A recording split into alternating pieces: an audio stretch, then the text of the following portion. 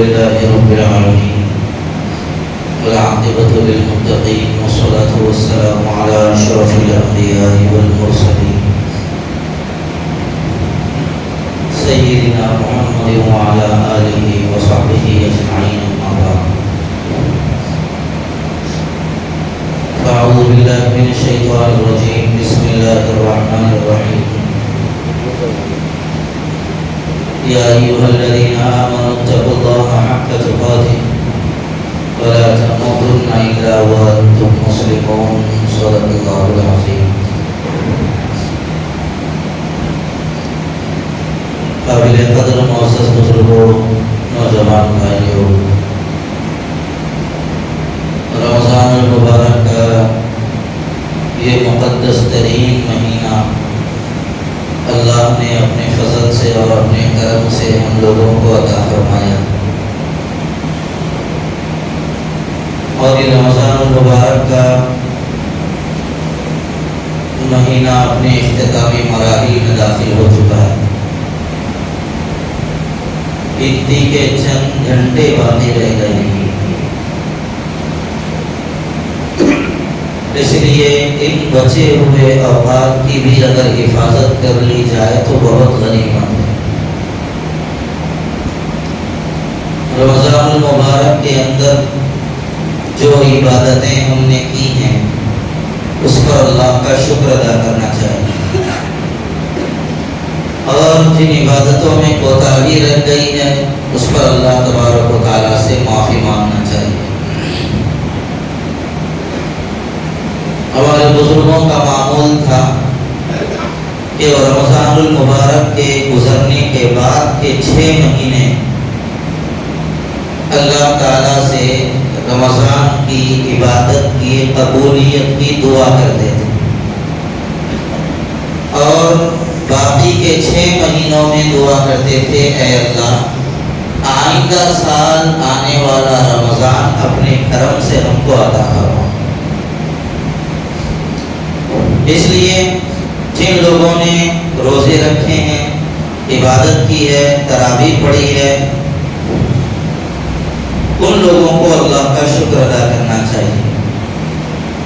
اور یاد رکھیے جو ہم لوگوں نے عبادتیں کی ہے اس کے اندر ہماری ذات کا، ہماری قوت و صلاحیت کا اور ہماری فکروں کا کوئی دخل نہیں۔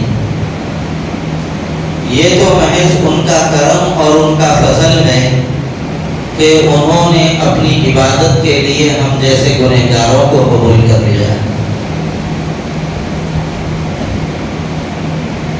علامہ سعدی شیرازی رحمۃ اللہ علیہ نے اپنی کتاب کے اندر ایک شعر لکھا ہے، اور ہمارے حضرت امیر ملت مولانا حمید الدین عاقل حسامی رحمۃ اللہ علیہ اکثر اس کو فرمایا کرتے تھے۔ جب مولانا عاقل صاحب رحمۃ اللہ علیہ کے عیدگاہ میں بیانات دیتے ہوئے 60 سال ہو گئے تھے اور عیدگاہ کے اندر ان کے 120 خطبے ہو گئے تھے، تو حیدرآباد کی عوام اور حضرت کے چاہنے والوں نے حضرت کے اعتراف خدمات میں بڑے جلسے کیے تھے۔ جب آخری جلسہ تھا بڑا، اس میں حضرت مولانا عاقل صاحب رحمۃ اللہ علیہ نے اسی شعر کو سامنے رکھ کر فرمایا تھا کہ میاں 60 سال ہم نے جو دین کی خدمت کی ہے اس میں میرا کمال کچھ بھی نہیں ہے، یہ تو ان کا فضل ہے، وہ میرے سے خدمت لے لی ہے۔ علامہ سعدی شیرازی رحمۃ اللہ علیہ نے شعر لکھا ہے، منت منے کہ خدمت سلطان ہمیں کوئی، کہ تو اس بات پر احسان مت جتلا، غرور مت کر کہ تو بادشاہ کی خدمت کر رہا ہے۔ ایک بادشاہ کا خادم اور نوکر تھا، اور لوگ وہ بادشاہ کے خادم اور نوکر کے پاس آ کر یہ کہنے لگے کہ تو بادشاہ کا نوکر ہے اور تیرا مقام بڑا بلند ہے۔ تو بادشاہ کے نوکر نے یہ کہا کہ صاحب اس میں کمال میرا کچھ بھی نہیں ہے، میں بادشاہ کا نوکر اور خادم ہوں، اس میں میرا بڑا مقام کچھ بھی نہیں ہے۔ یہ تو بادشاہ کا میرے اوپر احسان ہے، میرے جیسے آدمی کو یوں نوکر رکھ لیے۔ اگر بادشاہ میرے کو ابھی ہٹا دیے تو میرے جیسے 25 ان کی نظروں میں پڑے ہوئے۔ تو ایسے ہی میرے بھائیوں، جو عبادتیں ہم نے کی ہیں، اس پر ہمیں غرور یا ہمیں اپنے آپ میں خوش فہمی میں مبتلا نہیں ہونا چاہیے کہ میں نے اتنی بڑی عبادت کر لی ہے، پورے روزے رکھ لیے ہیں، تراویح پڑھ لی ہے، میں نے یہ کر لیا ہے۔ بلکہ ہمیں شکر تو اللہ کا ادا کرنا چاہیے کہ اللہ نے ہمیں عبادت کے قابل بنایا تھا، ورنہ اللہ کے کروڑوں بندے ہیں ہماری طرح، ہمیں ہٹا کے اللہ تبارک و تعالیٰ کسی اور کو لے کے آ کے اپنے سامنے کھڑا کر سکتا ہے۔ اس لیے کبھی بھی اپنی عبادت کے اوپر اور اللہ کی توفیق کے اوپر غرور اور گھمنڈ نہیں کرنا چاہیے۔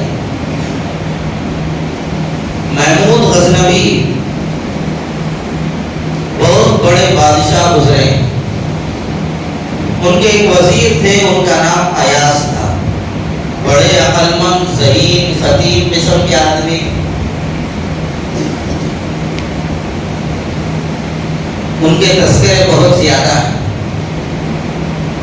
میں جو بات آپ کو بتانا چاہ رہا ہوں، ایاس محمود کے وزیر تھے۔ جب بھی وہ محمود غزنوی کی مجلس میں آتے، عالیشان کپڑے زیب تن کر کے بادشاہ کی مجلس میں آتے اور بادشاہ کی مجلس میں بیٹھتے تھے، پورے وقار کے ساتھ رائے دیتے تھے۔ محمود غزنوی ان کی رائے کو سنتا تھا اور ان کی مشوروں پر بادشاہ سلامت فیصلہ بھی کر دیتے تھے۔ ایک دن محمود غزنوی کی مجلس سے ایاز اٹھے اور اپنے کمرے میں آئے اور آ کر اپنا شاہانہ لباس جو تھا ان کا وزیر کا، وہ لباس میں اپنے آپ کو آئینے کے سامنے کھڑا کیا اور اس کے بعد اپنا لباس جو ان کا سیدھا سادہ لباس تھا وہ زیب تن کیا اور اس کے بعد کہنے لگے کہ ایاز، تیری اور تیرے یہ لباس کی کچھ بھی حیثیت نہیں ہے، یہ تو محمود کی نظر ہے جو تجھے اور تیرے لباس کو باکمال بنا دیا ہے۔ اگر محمود تیرے اوپر سے ایک نظر ہٹا لے تو ایسے کئی لباس تو پہن کے چلے جائے گا، تب بھی تو بے حیثیت رہے گا۔ تو ایسے ہی میرے بھائیوں، اگر اللہ کی نگاہ محبت ہم لوگوں کے اوپر سے اٹھ گئی، ہم اپنے آپ کو لاکھ فرشتہ بنا کر دنیا والوں کے سامنے پیش کر لیں، ہم لوگوں کے سامنے یہ کہتے رہیں کہ صاحب میں نے اتنے روزے رکھے، اتنے تراویح پڑھ لی ہے، اتنی تلاوت کی ہے، اتنا ذکر کر لیا ہے، سب بے حیثیت ہو جائے گا اگر اللہ کی نگاہ پسند اس کے اوپر نہ آئے۔ اس لیے کبھی بھی اپنی عبادت کے اوپر اطمینان یا اپنی عبادت کے اوپر غرور ہرگز نہیں کرنا چاہیے۔ یہ تو ان کا کرم ہے، ورنہ ہمارے گنہگار قدم اللہ کے پاکیزہ گھر میں آنے کے کہاں قابل تھے؟ ہمارے گنہگار ہاتھ اللہ کی بارگاہ میں اٹھائے جانے کے قابل کہاں تھے؟ ہماری یہ گندی زبانیں اللہ کا پاکیزہ نام اور اس کا پاکیزہ کلام پڑھنے کے قابل کہاں؟ یہ تو ان کا کرم ہے، ہم جیسے گنہگاروں کو بھی برداشت کروائیں۔ اس لیے جتنی توفیق اللہ کی جانب سے ملی ہے اس پر اللہ کا شکر ادا کرنا چاہیے، اور دوسروں کو دیکھ کر اپنی عبادت کا گھمنڈ یا غرور ہرگز نہ کریں۔ انہیں تراویح نہیں پڑھا میں پڑھا، انہیں روزے نہیں رکھا میں رکھا، انہیں عبادت نہیں کرا میں کرا، انہیں کاروبار کر رہا دیکھو میں مسجد میں اعتکاف بیٹھا ہوا ہوں۔ یہ سب چیزیں اللہ کو پسند نہیں۔ اس رمضان میں کم از کم یہ پیغام رمضان کا ضرور لے لیجیے کہ رمضان المبارک میں میں اپنی ذات کی اصلاح کرنے والا بن جاؤں، یہ بھی بہت ہے۔ مجھے دوسروں کو دیکھنا نہیں ہے، میری ذات پر نظر رکھ کر مجھے اپنی ذات کو سنوارنا ہے اور اپنی ذات کو آگے بڑھانا ہے۔ رمضان المبارک بالکل اختتامی مراحل میں ہے۔ روزوں کا حساب کر لیجئے، روزے جتنے ہمارے ہوئے اس پر اللہ کا شکر ادا کریں۔ کسی مجبوری کی وجہ سے روزے چھوٹ گئے، آئندہ ان روزوں کی قضا کرنے کا نظام ابھی سے بنا لیجیے۔ تراویح پوری ہوئی، اللہ کا شکر ادا کیجیے۔ جب جب تراویح چھوٹ گئی ہے، نوافل کے کثرت کا اہتمام کیجیے۔ تراویح کی تو کوئی قضا نہیں۔ اصل میں ہم لوگوں کو ایک بڑی غلط فہمی یہ ہو جاتی ہے، ہم لوگ یہ سمجھتے ہیں کہ یہ سنت ہے، چھوڑ دو، یہ فرض ہے، پڑھ لو۔ یاد رکھیے، فرض پڑھنا ہر حال میں لازم ہے، اور اگر خدا نہ خواستہ فرض نماز اگر چھوٹ گئی، چھوڑنا نہیں ہے، اگر چھوٹ گئی خدا نہ خواستہ تو اس کا بدل قضا موجود ہے۔ لیکن سنت اتنی زیادہ اہمیت کی چیز ہے کہ اگر وہ چھوٹ گئی تو آپ اس کی قضا بھی نہیں کر سکتے۔ وہ آفر رہتا ہے وقت کا، اس وقت میں کر لیے، نہیں کر سکے سوائے محرومی کے کچھ بھی نہیں۔ اس لیے فرائض کے اہتمام کے ساتھ ساتھ سنت اور نوافل کے اہتمام کی بھی عادت ہماری بن جانی چاہیے۔ رمضان المبارک کے اندر اللہ کے ذکر کی عادت ہم لوگوں نے بنائی تھی تو اس کو باقی رکھیں۔ رمضان کا آخر وقت چل رہا ہے، صلاۃ التسبیح اگر ہم لوگوں نے پڑھ لی ہے رمضان المبارک کے اندر، بہت اچھی بات۔ اگر ہماری صلاۃ التسبیح نہیں ہو سکی تو ایسی صورت کے اندر ابھی وقت ہے، ہم صلاۃ التسبیح کا اہتمام کر لیں۔ تھوڑا وقت باقی ہے، نماز کے بعد صلاۃ التسبیح ضرور پڑھ لیجیے۔ صلاۃ التسبیح رمضان کی کوئی خاص عبادت نہیں ہے، لیکن رمضان میں پڑھ لینا بڑی سعادت کی بات ہے۔ اس لیے صلاۃ التسبیح اگر نہیں پڑھی ہے، گنتی کے چند گھنٹے رہ گئے ہیں، صلاۃ التسبیح کا اہتمام کر لیں۔ استغفار ہم لوگوں نے نہیں کیا ہے تو کثرت سے اللہ کا استغفار کریں۔ درود شریف کی کثرت نہیں ہوئی ہے تو اللہ کے لیے درود شریف کا اہتمام کر لیں۔ اب عید بھی آنے والی، عید سے پہلے بھی چند کام ہمیں کرنے کے ہیں۔ عید سے پہلے سب سے پہلی بات اس بات کا عزم ہمیں کرنا پڑے گا کہ میں سچا پکا مسلمان بن کے رہوں گا۔ یہ عزم کرنا ضروری ہے، ورنہ عید سے پہلے ہی کئی لوگ بول رہے ہیں ہمارے باس چھوٹنے تھوڑی دیر ہے، ہم کو دیکھ لو ہمارے باس آنے والے ہیں چاند دکھتے ہی۔ کئی نوجوان بچے ہیں ہمارے، اس لیے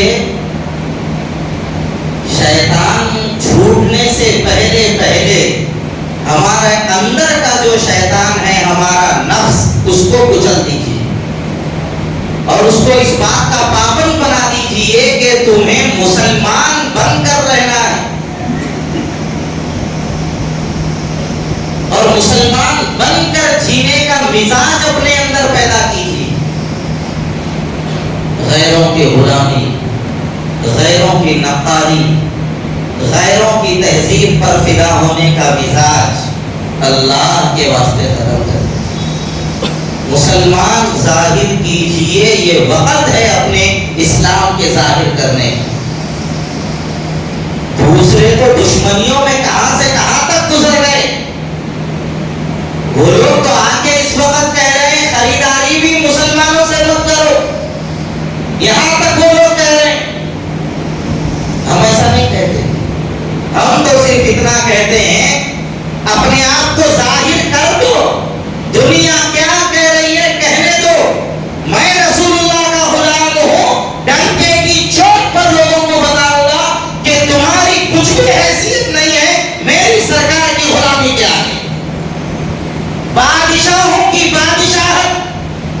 اور شہنشاہوں کی کرسیاں سرکار کی غلامی کے آگے میری جوتی کے نیچے کی بھی حیثیت نہیں رکھتی ہے. یہ مزاج ہمیں بنانا پڑے گا, یہ احساس اپنے اندر پیدا کرنا پڑے گا, میں غلام ہوں حضور کا, غلام بن کے رہوں گا. اور میرے بھائیوں, یہی غلامی میں جو لذت ہے, کائنات کی کسی چیز میں لذت نہیں. لیکن شرط یہ ہے کہ یہ غلامی کی لذت حاصل کرنے والے ہم بن جائیں. چہروں پہ داڑیاں رکھو, سروں پر ٹوپیاں رکھو. ٹوپی پہننے میں بہت سارے مسلمان بھی آپس میں جھگڑ رہے ہیں, سنت ہے نہیں ہے. یہ جھگڑے اڑے مت کرو. اتنا بتا دو کہ اللہ کے نبی کبھی ننگے سر رہے ہیں؟ کبھی اللہ کے نبی نے ننگے سر نماز پڑھی ہے؟ تمہارے کو ٹوپیوں سے ضد ہے, شملے باندھو, امامے باندھو. اماموں سے ضد ہے, دستیاں باندھو. اللہ کے نبی کبھی ننگے سر نہیں رہے. کیوں ہے ضروری مخالفت میں ہم لوگ اپنی تہذیبوں کا تلا کما کر لیتے ہیں؟ یہ ٹوپی کے اندر اتنی طاقت ہے, آپ کو اندازہ نہیں. یہ ہمارے لباس میں اتنی طاقت ہے, ہمیں اندازہ نہیں. داڑھیوں میں جو قوت ہے اس کا ہم لوگوں کو اندازہ نہیں. ہم ڈر کے داڑیاں کاٹ رہے ہیں, دنیا کی محبت میں داڑیاں کاٹ رہے ہیں. خوبصورت دکھتا ہوں کہ کیا ہے کہ بول کے چھل لے رہے ہیں. کوئی خوبصورتی نہیں ملے گی, کوئی آپ کی تعریف نہیں کرے گا. سنت کی طاقت اور اس کی برکت اپنی جگہ ہے. چہروں پہ داڑیاں رکھو, رمضان میں عہد کر لو. ہو سکتا ہے یہ گنتی کے چند گھنٹے ہماری مغفرت کا اور ہماری زندگیوں کی تبدیلی کا سامان بن جائے. دیوبند کے قریب ایک گاؤں تھا. ہمارے استاد محترم مولانا مفتی سعید احمد صاحب پالنپوری رحمۃ اللہ علیہ نے واقعہ سنایا. وہاں پر اس گاؤں کے اندر ہندو مسلم فساد ہو گئے اور غیر مسلموں نے بڑی تیاریاں کر رکھی تھی مسلمانوں کے اوپر حملہ کرنے. اور لوگوں نے کہہ دیا تھا کل سے ہم حملہ شروع کریں گے, ڈرا بھی دیا تھا, دھمکا بھی دیا تھا. مسجد کے جو امام صاحب تھے جامع مسجد کے, انہوں نے مسجد کے لوگوں سے ایک دن کی چھٹی مانگی. تو لوگ یہ سوچے کہ امام صاحب سب سے پہلے فرار ہونا چاہ رہے, کہیں کے اوپر حملہ ہوگا کہ جائے گے بول. لیکن لوگوں کو نہیں معلوم اللہ تعالیٰ جو علماء کو عقل اور دماغ دیتا ہے, کئی دماغ والے یہ گردے کے جیبوں میں آ جاتے. اللہ تعالیٰ علماء کو ایسا دماغ دیتا ہے. انہوں کیا کرے, وہاں سے نکل کے, یہ علماء کی سادگی ہے, دکھا لیتے نہیں, ورنہ دکھانے پہ آ جائیں تو اچھے اچھے آئینے دیکھ لینا, ارے ایسا بھی ہو سکتا کیا ہو. تو وہاں سے آئے دیوبند, اور آ کر انہوں کیا کرے, ٹوپیوں کی دکان سے بڑی مقدار میں ٹوپیاں خرید. ٹوپیاں خرید کے اس گاؤں میں گئے اور جا کے رات میں علماء, اس مسجد کے عالم صاحب نے ہر گھر میں جا کر, تمہارے گھر میں کتنے مرد ہیں؟ 4 ہے, یہ 4 ٹوپیاں لو. تمہارے گھر میں کتنے مرد ہیں؟ 5 ہے, یہ 5 ٹوپیاں لو. بچے کتنے ہیں؟ اتنے. سب ٹوپیاں تقسیم کریں اور یہ بولے کل صبح میں ٹوپی پہن کے فجر پڑھو. اگر خدا ناخواستہ فجر نہیں پڑھ سکے تو کل بغیر ٹوپی کے گھر کے باہر مت نکلو, ٹوپی ضرور پہن کے نکلو. تو عالم صاحب صرف ٹوپیاں تقسیم کر. دوسرے دن غیر مسلم دیکھے, وہاں دیکھو تو ٹوپی دکھ رہی, وہاں دیکھو تو ٹوپی دکھ رہی, یہاں دیکھو تو ٹوپی دکھ رہی. اتنے ٹوپیاں تھے نہیں گاؤں کے اندر, اتنے ٹوپیاں کہاں سے آ گئے؟ وہ لوگ یہ سمجھے یہ لوگ ہمارے سے مقابلہ کرانے کے واسطے اڑوس پڑوس کے مسلمانوں کو بھی بلانے کی کیا ہے کہ کمپرومائز کرنے کے لیے آئے. یہ طاقت ہے اللہ کے نبی صلی اللہ علیہ وسلم کی سنت میں. یہ ٹوپیوں کو معمولی مت سمجھو, یہ داڑھی کو, یہ لباس کو معمولی مت سمجھو. اس کی بڑی اہمیت ہے. رمضان کے ختم سے پہلے میں آپ کو اس لیے اہمیت بتا رہا ہوں, اس کی قدر ہمارے اندر آ جائے. پھٹے پائپاں خرید رہے, پلیس کے اندر ٹی شرٹاں خرید رہے, کیا وہ تو میں ان کی شاپنگ کر رہا ہوں؟ مت کرو. رمضان سے پہلے سچا مسلمان بننے کی کوشش. یہ حسینی علم ہے. گوشہ محل کا جو علاقہ ہے، میں ایک مرتبہ آ رہا تھا مدرسے سے، وہ بوران کا جلوس چل رہا تھا. میں ہی سمجھا ادھر پرانے پل کے پاس رہتا بہت زیادہ بول کے میں ادھر مڑ کے ادھر سے آئیں گے بول کے ادھر چلے گیا گوشت میں. وہاں گیا تو میں بیچ میں پھنس گیا پورے جلوس. اب پوتراج بولے تو وہ کوڑا لے کے جو آیا سامنے اس کو مارتے جا رہا، جو آیا اس کو مارتے جا رہا. میں آ گیا سامنے، میں ٹھہر گیا اطمینان سے گاڑی پہ. دیکھو دوسرے لوگ بول رہے صاحب ہٹ جاؤ، انہیں بہت غلیظ ہے، انہیں مار دیتا. دیکھو غیر مسلمہ بول رہے. میں بولا جو ہوتا ہوں گا. اب تو میں ٹھہر گیا. تو جو پوتراج دوسروں کو مار رہا تھا میرے سامنے آیا کہ صاحب ہاتھ بتا کے سب بولا جاؤ صاحب ہٹو ہٹو رستہ دو صاحب تو جاتے. اس میں میرا کچھ بھی کمال نہیں ہے، انہیں میرے کو پہچانتا بھی نہیں.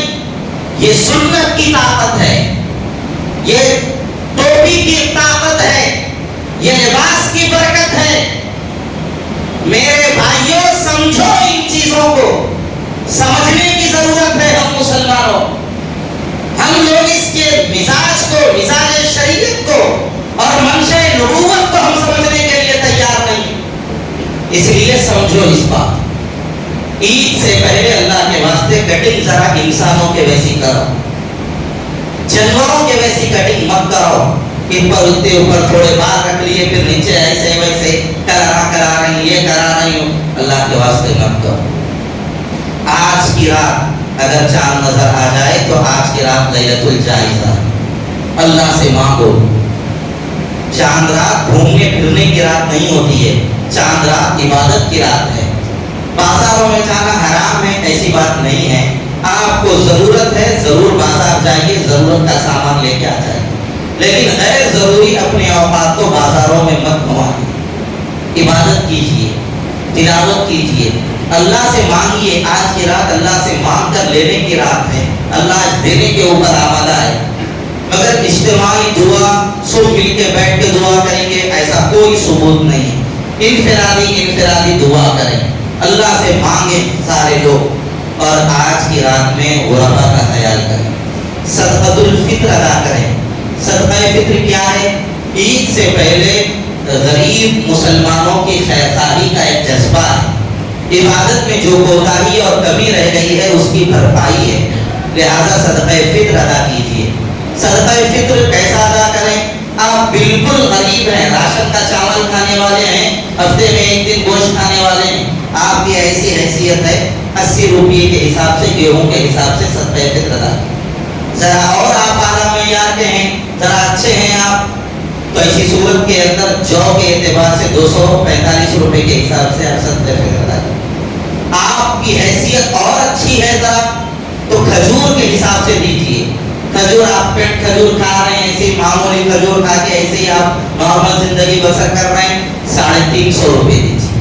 کھجور بھی میں اعلیٰ معیار کا کھا رہا ہوں تو ایسی صورت کے اندر 750 روپے آپ صدقہ فطر ادا کیجیے. اور اللہ نے آپ کو اور صاحب حیثیت بنایا ہے تو ایسی صورت کے اندر کھجور کی کشمش کی جو ابتدائی قیمت ہے 910 روپے ہے، 3.5 کلو کی وہ ادا کیجیے. نہیں میں ڈرائی فروٹ بھی اعلیٰ معیار کا کھاتا ہوں تو ایسی صورت میں 1050 روپے کے حساب سے آپ صدقہ فطر ادا کیجیے.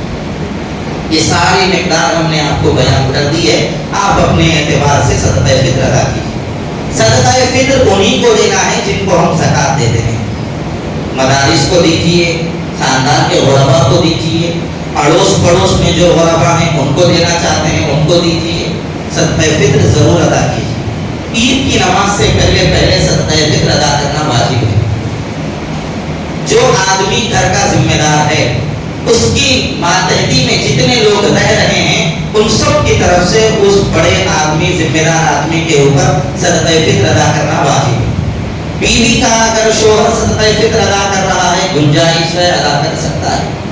اگر آپ بیوی کو ہر مہینہ پاکٹ منی دیتے ہیں اور یہ کہتے ہیں لو بیگم تمہارا خرچہ تم رکھ لو تو پھر ایسی صورت میں عورت کی ذمہ داری ہے اپنا صدقہ فطر خود ادا کرے.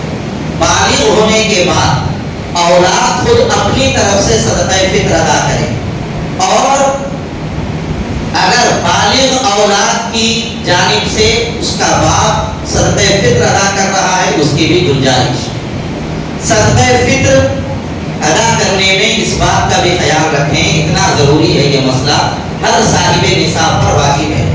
जो साहिब निसाब नहीं है उसके ऊपर ज़कातुल फित्र यानी सदक़ा फित्र भी वाजिब नहीं है। और सदक़ा फित्र उन्हीं लोगों को देना है जिनको हम ज़कात देते हैं। हमारे पास अक्सर एक गलती ये होती है कि हम सहरी में उठाने वाले को सदक़ा फित्र अदा कर देते हैं, फित्रा दे देते हैं, उनको गेहूं दे के ये समझते हैं कि हमारा फित्रा अदा हो गया। आपका फित्रा अदा नहीं होगा। ये जो उठाने वाले आते हैं सहरी में, इन लोगों के माले को देख के, इनके लुंगी को, इनको लोना को देख के जो है ना, आप इनको गरीब न को समझो। यकीन नहीं आया तो जरा सोसाइटी बेकरी के बाजू गली में से ऊपर चढ़ो, चढ़ के जरा लेफ्ट को मुड़ो, नजर उठा के देखो तो परेशान हो जाना, अम्मा इनकी इतनी बड़ी बिल्डिंग। आपका सदक़ा फित्र अदा नहीं होगा। वो एक जमाने में गरीब थे, फकीर थे, अब नहीं है। उनको आप फित्रा देंगे तो आपका फित्रा अदा नहीं होगा। फिर क्या करें? आप उनको अपनी मेहनत की अच्छी कमाई दीजिए। आप उनको 2000 रुपये दीजिए, 10,000 रुपये दीजिए, 25,000 रुपये दीजिए। आपकी जैसी हैसियत है अपने पाकीज़ा माल में से उनकी खिदमत कीजिए। आप उनको ज़कात या फित्रा देंगे, आपका फित्रा अदा नहीं होगा। ना उनको फित्रा देके अपना फित्रा खराब कीजिए और ना ही उनकी आदतें खराब कीजिए। वो ईद के दिन भी आते हैं तो लोग उनको ईद के दिन भी फकीरों की तरह उनके साथ बर्ताव करते, ऐसा मत करो। उनको अपने घर में बुलाओ। एक महीना उन्होंने हमें रमजान में और सहरी में उठाने की कोशिश की है। उनको अपने घर में बिठाओ, उनको कुछ पिलाओ, उनको कुछ खिलाओ, उनका एहसास करो, इकराम करो। उनको पैसे फकीरों के वैसा मत दो, जितना दे रहे हैं लिफाफे में डाल के इज्जत के साथ उनको पैसे दो। उसके बाद वो क्या करेंगे पैसों का हमें कोई लेना देना नहीं। उन्होंने खिदमत की है, हमने उनका बदला अदा किया। बहरहाल अब ईद आने वाली है, ईद से पहले सदक़ा फित्र अदा करें। ईद की नमाज से पहले भी अगर साहिब निसाब को बच्चा पैदा हो जाता है, ईद की नमाज से पहले भी, तो उस बच्चे की जानिब से भी सदक़ा फित्र अदा करना जरूरी है। औरत हामिला है तो पेट में रहने वाले बच्चे की तरफ से अदा करना जरूरी नहीं है, लेकिन बच्चा जब दुनिया में आ गया उसकी तरफ से देना जरूरी है। और ईद का ये मुबारक मौका जो अल्लाह हमको दे रहा है, अव्वल वक्त में ईद की नमाज पढ़ने की कोशिश कीजिए। बेहतर ये है ईद की नमाज ईदगाहों में पढ़िए, मोहल्ले की जामा मस्जिदों में पढ़िए। अब चूंकि मुसलमानों की कसरत और वुसअत हो गई है, इसलिए जगह जगह पर ईद की नमाज का एहतमाम किया जा रहा है। हमारी मस्जिद में भी ईद की नमाज का एहतमाम होगा, लेकिन फिर भी हम आपसे यही कहेंगे कि आप ईद की नमाज ईदगाह में पढ़िए, ईद की नमाज जामा मस्जिद में पढ़िए। हमारे पास ईद की नमाज अव्वल वक्त में हो जाएगी, 6:20 पर ईद की नमाज हमारे पास हो जाएगी। लेकिन बेहतर यही है फिर भी ईद की नमाज जल्दी पढ़िए, ईदगाहों में पढ़िए। और ईद के दिन नए कपड़े पहनना जरूरी नहीं है, जो हमारे पास अच्छा लिबास है वो पहने।